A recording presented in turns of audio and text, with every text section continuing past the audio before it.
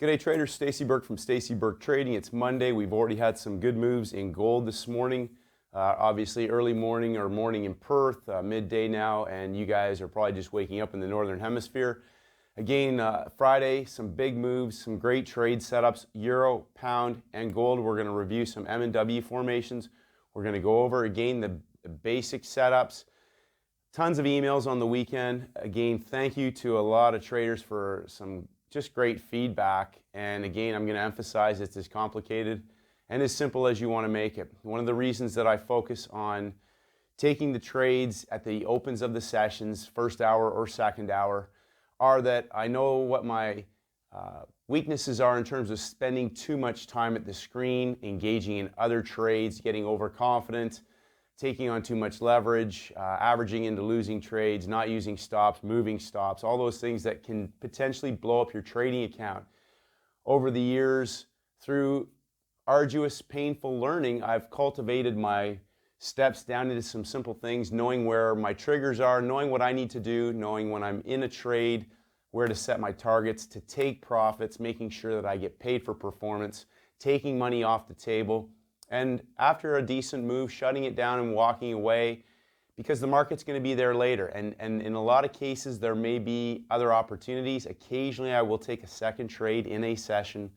But oftentimes, when you get 50 pips or more in a move, a strong move, getting back in may be the beginning of where the market may start to become a bit more volatile or trap traders in both directions and not really go anywhere. And again, that can lead to revenge trading, anger trading, frustration, impatience, FOMO, whatever that may be. But those are the things that ultimately will do damage to your trading account, affect your overall long-term performance.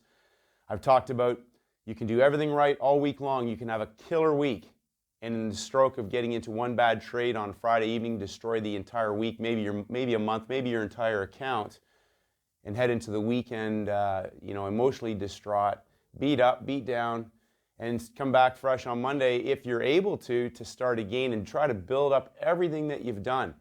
So focus on the long term, focus on constant progress, focus on getting better and bigger in your best trade setups. Again, it took a long time to train myself to quit trying to get as many pips as possible and focus on the trades that I could scale up in size and then really get specific, monitoring my mindset, my self-talk, all those little things that will affect your performance day in and day out. When you're feeling great, when you're feeling down, when you got stuff going on at home, when you got stuff going on at work, if you have a day job, whatever that may be. Let's get into it. Before we do that, just take 1 second for me and hit the like button. Turn on your notifications so that you get notified when there's a new video, and we'll get right into it. So again, I focus on that 12 candle window, 12 candles meaning 15-minute charts in that 3-hour window. Okay, and the reason is that when I head into the opens of these sessions, typically we are going to be in a box. We talked about the box last day. We're going to look at Friday's trades and today on gold. Again, the high and the low, the box, we're up high, we're down low. We're looking at M's and W's. The market may just give us a textbook M formation. We saw one of these on the pound at the end of the London session heading into the gap time. We may get a 3 push peak formation for an extended M pattern, 25 to 50 pips outside of that consolidated range from Asia. Or we may just get 3 peaks with a shortened M formation for the reversal. And again, this is different than the trend trade.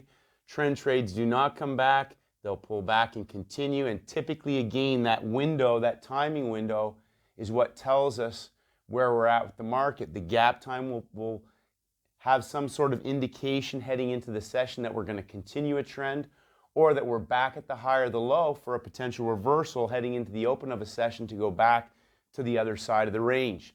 The same thing applies for the W formations off the bottom. We can get a textbook W. We saw again one of those in London prior to the M formation for the measured move down on Friday's pound. Again, we could get the extended W formation, the shortened W formation, 25 to 50 pips outside of that range. And we're typically targeting 2, 3, 4, 5 to 1 in terms of our risk reward. I know there's traders out there who like to go for 1 to 1 and just take the pips. No problem. Whatever's working for you is great. I'm just telling you what I'm doing, And again, when I look at the high and low of the range, the big thing I ask myself is, where is the money? Is the market going to continue to go back and get the traders that are in the money once it's cleared out the money on the top side or the bottom side? And again, the engulfments and pin hammers are what lock in our reversals. We'll look at the examples. I get emails, how do I know we've got a peak formation locked in place? Print your charts off and learn to identify the candle formations of what an engulfment and a pin hammer looks like. That is what locks in the high or the low for us. It's as simple as that. You can call it whatever name you want, but it's an engulfment, a bear candle engulfing a bull candle, vice versa for the long. Typically, you will find a pin hammer following that, and that pin is the stop hunt into the traders that have got that right, that trade right. That's also an attempt by the market to shake traders out of winning positions. So typically, we can get a bit of consolidation sideways on the shorter time frames underneath or on top of a peak formation before that reversal takes off. But on that longer 15-minute chart, typically we will often have either a pin bar through the high or through the low for that reversal, okay? But also understand that an engulfment on a longer time frame, if it's a 15-minute engulfment, that's a 30-minute or a 1-hour pin bar. So it's, again, understanding, we talked about combining multiple time frames, and people have this idea that we're trying to follow the 1-hour and 4-hour trends. No, what I'm looking for is to see when these markets open, are they triggering the other time frame traders into the market, trapping them in the wrong direction? So if you're trading on a 1-hour break to go long, next thing you know, you're buying here, but then the market drops 50 pips. You don't know what happened. You're mad, you're angry, so you short it down here. Next thing you know, it starts coming back up on the other side. So other time frame traders can offer us some insight into identifying who's caught, especially at the market opens of the sessions, where their stops might be placed. So again, 1-hour lows, 1-hour highs, depending on the direction of that market being traded. And then having our profit target set in place. If you want to leave a trailer in, a second position in to trap a potential bigger move, if you think this could be a measured move, by all means do that. But I like to take money off the table, and in some cases, I miss out on pips, but on other cases, the market will take me out as it's moving through that level, and in some cases, that may be the extent of the move. Again, it depends if we're talking about over the 3 sessions in general, or if we're maybe heading from London. In the London session, they may be just going back to the Asian high for a stop hunt. So these are where every scenario is going to be different. We're going to look at some examples again from Friday and today on gold. But M's and W's, you're going to find them at the top of the box, the bottom of the box, and again, for people who aren't sure where the box is, the high and the low. It might be the high of the day and the low of the U.S. session. It could be the high of London and the low of Asia, whatever that may be, but it's the most recent highs and lows where our price action is trading inside of those brackets. We know that there are stops above and below, and typically you're looking at a minimum of a 25 pip box. And in most cases, obviously the high and low of the day is going to be bigger, but in most cases, you're probably going to be targeting a 50 pip box, 0 to 50, 50s to double zeros, major round numbers. And again, we'll look at some textbook perfect examples from Friday and today on gold. Again, thanks for a ton of great feedback. Make this your best trading day, best trading week ever. If you haven't done so, go to my homepage, get my 7-step daily routine for high performance traders.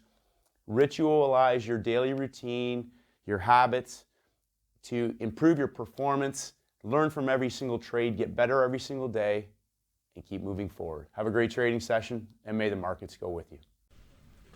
Looking at the euro from Friday, we can see the U.S. session low of the day, low of the session, and the last swing high heading into the close of the day.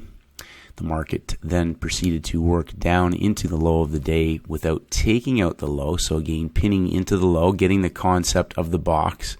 We're trading around the quarter level, above the double zeros.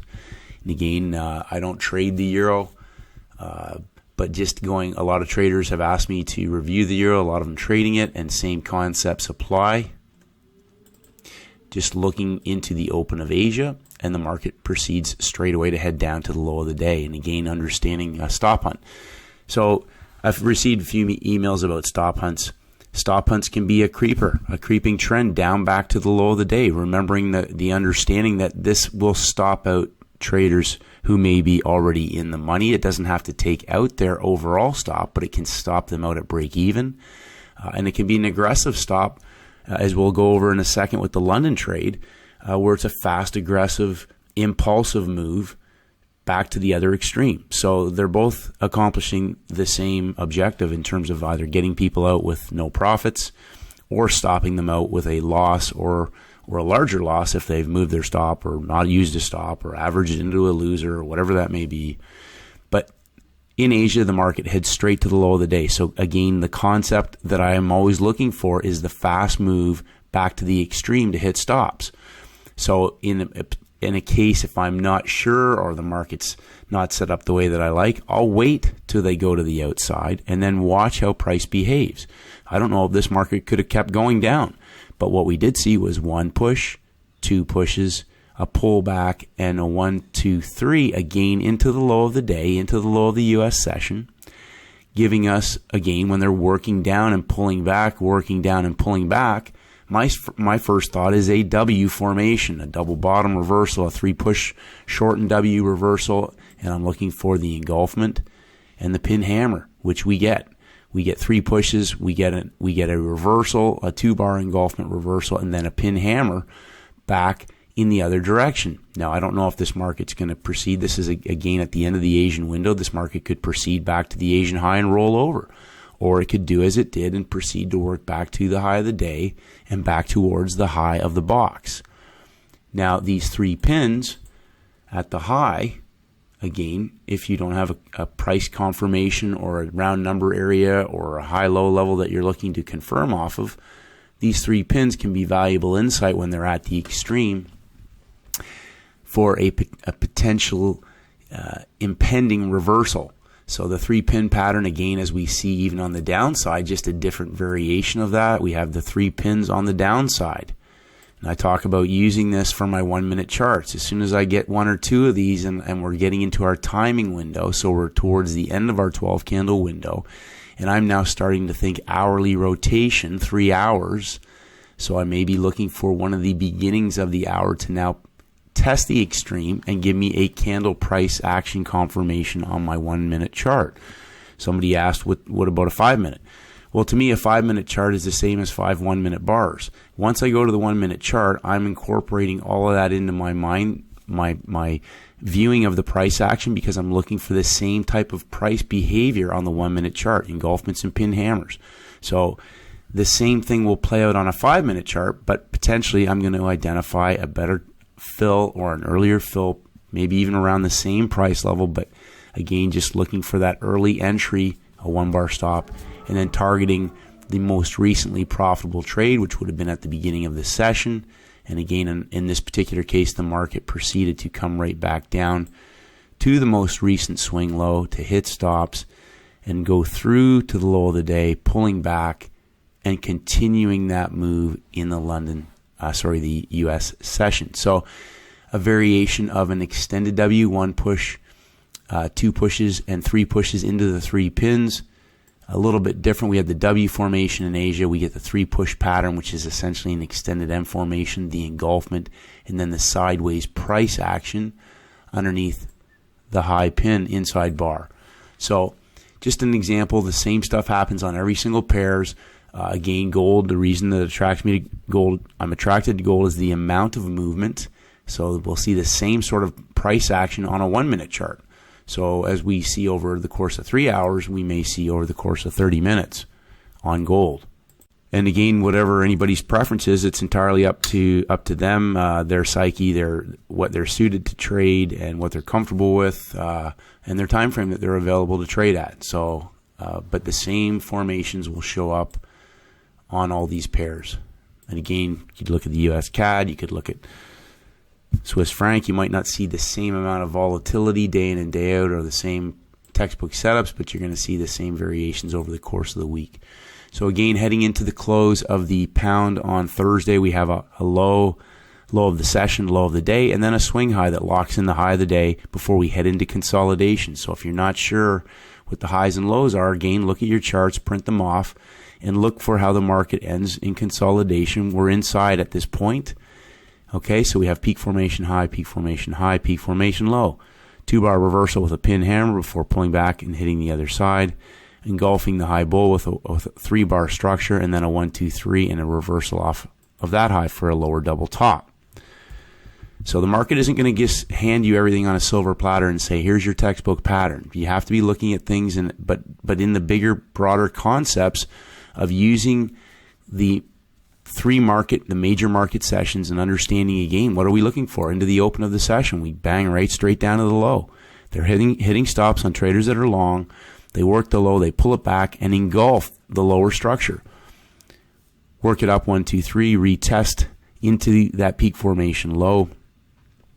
We get our blow off peak formation low. To some degree, we won't necessarily call this a W formation, but we do have a blow off after a creeping trend. 1 push, 2 pushes, and then a blow off capitulation, hitting stops and engulfing the low. But what we do see is the creeping trend back up and the W formation at the beginning of the Europe-London 12 candle window for just a textbook straight up W. Again, engulfment on the right shoulder, middle structure, a 1, 2, 3 forming our middle structure, and then the fast aggressive move back to the high of the previous US session swing lows. They give us our M formation. Heading into the gap time, we get a 3-bar reversal and a bear pin engulfment of the bull candle. So we get the engulfment and the bear pin hammer all in one right off of 50. Again, round numbers. The pound typically respects 50s and zeros quite well. So we have our M formation. The market drops back down inside. Again, hit the stops, pull inside and consolidate before continuing that trend heading into the US session. This is a continuation. So traders heading into the open may have already been short. Other traders may have fought for the better fill at the break of the bull candle. So again, a 2-push pullback before that trend continuation. And again, some traders told me they took this trade, they got 50 pips, but then they saw it move the 100, which is fine. You're gonna miss out on some of these trades. When it's a measured move, you've got 50 pip box. You don't even have to go highs and lows. It's a 50 pip box. Your first target, potentially, if this market does proceed to break out, which it did, again, understanding that breakout traders would have been short on this bear candle. It's a breakout candle out of a rectangle after both sides have been tested. And so the measured move would be typically one expansion of that range, which would be 50 pips. The market obviously tried to extend beyond that before again giving us our 3-pin pattern. We'll just mark this off. 3 pins on the low before the reversal.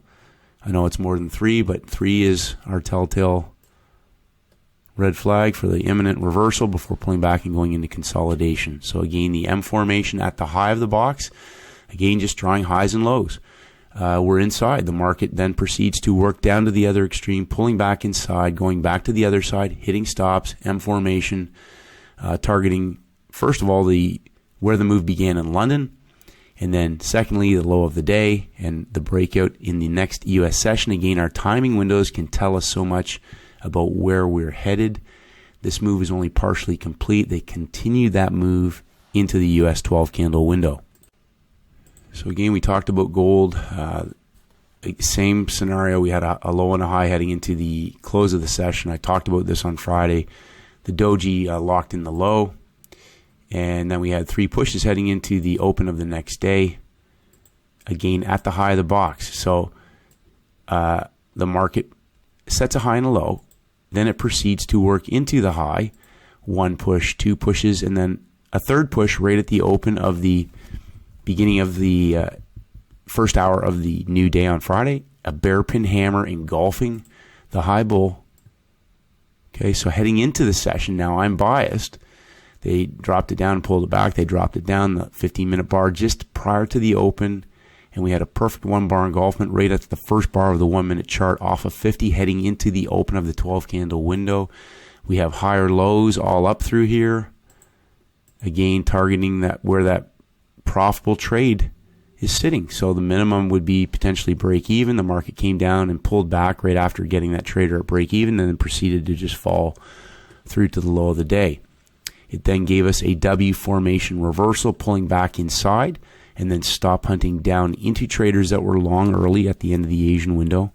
And again, giving us another W formation within that bottoming pattern. I talked about this Friday trade exploded out of that range for a measured move. The 1 minute chart gave an entry right off the quarter level, heading into that last 15 minutes, half an hour before the market opened. And then just blew through all these lower highs, taking out the high, doing a measured move to the next 50 pip area in the upper box. And again, at this stage, a very huge move, and traders are not sure if it's going to trend or what it may be. But again, you can see over time, where I'm out of the market, I come back later. Part of the reason I come back later is because I don't know what the market's going to do. I'm in, I'm out, I got my pips, leave it alone, come back, and then let the market show me what it's done. 1 push, 2 pushes, 3 pushes up before pulling back inside. So it's locked in the high of the day at this stage. They've also engulfed the middle structure, but potentially now we have a high of the day in place. But then the market proceeds to, in the gap time, 1 push, 2 pushes, 3 pushes down, a W formation, a variation of a W formation, middle structure, then the engulfment pin hammer for the stop hunt back up on traders who are in profit. So again, you'll notice that if we just bring this across, okay, the market worked up in 3 pushes, 1 push, 2 pushes, 3 pushes, a doji at the open of the 12 candle window. On the 1 minute chart, they made 3 pushes and went up in that third 15-minute candle. This is after stops have been hit. So again, even the lower bear structure, the high's been taken out. And roughly around 32 gave an inside bar on 1 minute reversal and banked straight down 75 pips back to where traders were long off the bullpen hammer. Again, reminding people that nobody gets a free lunch. So M's and W's, they're going to be different variations. You can get them inside of the range. Again, the gap time came through and stop hunted the low of London. So again, understanding that this area now is the low of the London session. It's obviously not the low of the day, but for London traders it is.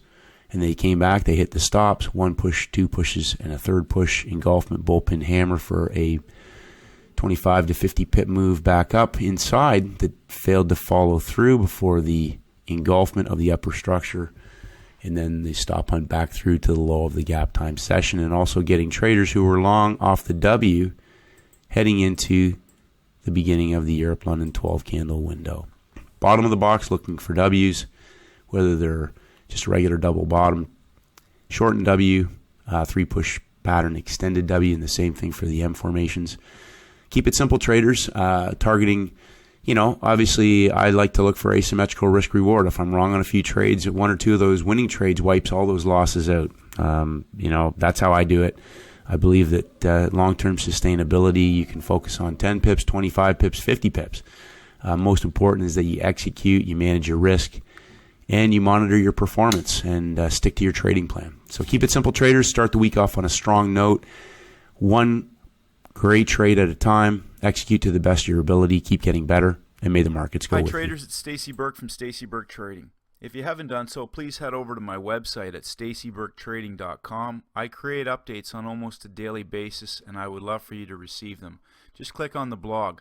If you want to enter your name and your email address, I'll send you my free audio program, the 7-Step Daily Routine for High-Performance Traders.